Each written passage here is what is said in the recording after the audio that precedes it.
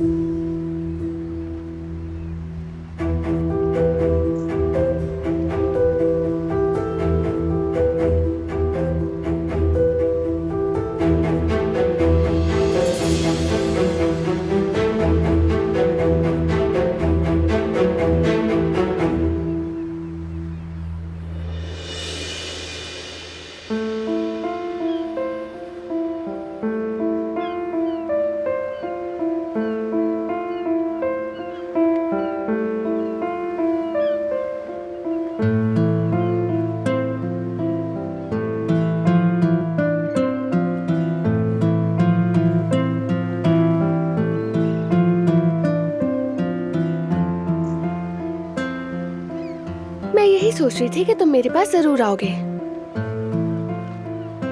घर से निकलते वक्त जानती थी कि तुम मेरा पीछा कर रहे हो।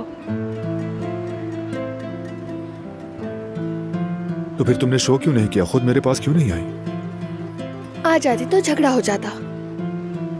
हो जाता तो क्या? यूं खुद में सिमट जाने से बेहतर है चीखो चिल्लाओ बाहर निकालो। शादी के बाद पहली बार